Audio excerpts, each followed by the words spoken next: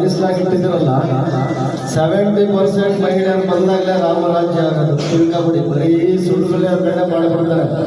ಈಗ ನಿಮ್ಮಲ್ಲಿ ಇರ್ತಕ್ಕ ನಮ್ಮ ಡಾಕ್ಟರ್ಗೆ ಒಂದು ವಿಚಾರ ಹೇಳ್ತೀನಿ, ಇವರು ಒಂದು ಕೂಗನ್ನ ಕೂಗಬೇಕು, ಮಹಿಳೆಯರಿಗೊಂದು ಸ್ಥಾನಮಾನ ಕೊಡಿದ್ದ ರಾಜ್ಯ ಸರ್ಕಾರ ಕೇಳೋಂಥ ಅಧಿಕಾರ ನಮ್ಮ ರೇಖಾ ಅವರಿಗೆ.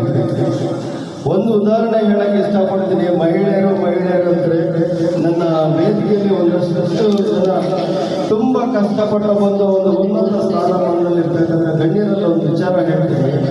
ಮೊನ್ನೆ ಒಂದು ರೀಸೆಂಟಾಗಿ ನಡೆದಂಥ ಘಟನೆ, ಘನ ಸರ್ಕಾರವನ್ನೇ ಎದುರಾಕಂತ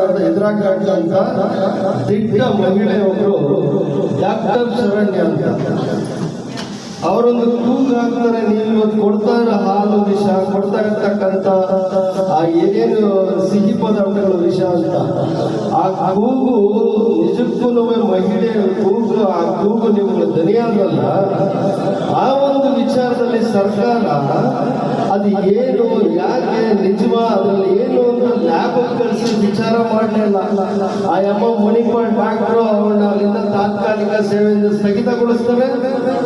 ಅದ್ರ ವಿಚಾರ ಮುಂದುವರ್ಸಲ್ಲ. 25 ಕೋಟಿ ಅವ್ರ ಮೇಲೆ ಕೇಸ್ ಹಾಕ್ತಾರೆ.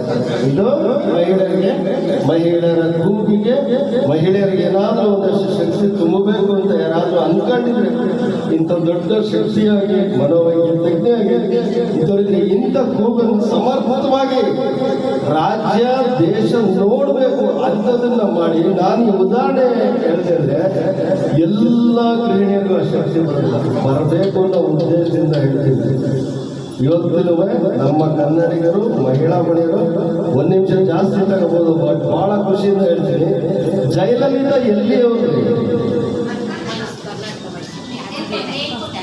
ವಿಶ್ವಕ್ಕೆ ಸುಂದರಿಯಾದಂಥವ್ರು ಎಲ್ಲಿಯವರು ಕನ್ನಡದ ರಕ್ತ ಅಂತ ಹೇಳಿ ದೀಪಿಕಾ ಗೋಡೆ ಎಲ್ಲಿಯವ್ರಿ, ಎಲ್ಲ ಮಹಿಳೆಯರೇ. ಕೆಲವೊಮ್ಮೆ ಭಾಷಣಕ್ಕೆ ಸೀಮಿತವಾಗಿಬಿಡ್ಬೋದೇನೋ ಅನ್ಸುತ್ತೆ. ನೋಡಿ, ಇರ್ತಾರೆ ವಾಕ್ಯಗಳು, ಕ್ಷಮೆ ಇರಲಿ ನನ್ನ ಮಾತು.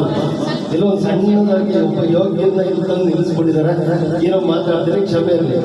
ಕೆಲವು ಅಷ್ಟೇ ಭಾಷಣಕ್ಕೆ ಸೀಮಿತವಾದನ್ನು ಒಳಗಡೆ ಗುರಿಯಲ್ಲಿ ಈ ಕಾರ್ಯಕ್ರಮಕ್ಕೆ ಬರಬೇಕು.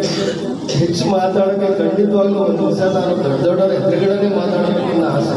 ಈಗ ನಾವು ವಿದ್ಯಾವಳಿ ಆದರೂ ಪರವಾಗಿಲ್ಲ, ಅವನು ಸ್ವಲ್ಪ ಸಾಮಾಜಿಕ ಕಳಕಳಿ ಇಟ್ಕೊಂಡು ಮಾತಾಡ್ತಾರೆ ಅನ್ನಿಸ್ಬೇಕು. ಬರೀ ವಿದ್ಯಾವಳಿಗೆ ಮಾತಾಡ್ಬಿಟ್ರೆ ಅಲ್ವಾ? ಹಾಗಾಗಿ ಒಂದಷ್ಟು ಮಹಿಳೆಯರಲ್ಲಿ ಸಾಕಷ್ಟು ಬೆಳೆಯಲು ಬಿಡೋದೇ ಸಾಧ್ಯನೇ ಸರಿ. ದಿಟ್ಟವಾಗಿ, ಧೈರ್ಯವಾಗಿ ಸಾಹಿತ್ಯ, ಸಂಗೀತ, ಈ ಸ್ವಲ್ಪ ರಾಜಕಾರಣಿಗಳಿಗೂ ಒಂದಷ್ಟು ಕಲಿಸುವಂಥ ವಿಚಾರಗಳನ್ನು ಪಟ್ಟಿ ಮಾಡ್ಕೊಂಡು ತಿಳಿಸ್ಬೇಕು. ಬರೀ ಡಾಕ್ಟರ್, ಪೊಲೀಸ್ ಡಿಪಾರ್ಟ್ಮೆಂಟ್ ಅವರೇ ಕಲಿಸ್ಕೊಡ್ಬೇಕು. ಅದನ್ನು ಒಂಚೂರು ಏನಾದರೂ ಒಂದು ಲೆವೆಲ್ಗೆ ರೇಖಾ ಮೇಡಮ್ ಒಂದು ಬದಲಾವಣೆ ಆಗ್ತದೆ, ಏನೋ ಒಂದು ಕೂಗು ಅಂತ ಹೇಳ್ತಾರೆ ಅನ್ನೋ ಒಂದು ಮೈಸೂರು ಭಾಗದಿಂದ ಶುರುವಾಗಿ ಅಂತ ಆಶಿಸ್ತಾ ನನ್ನ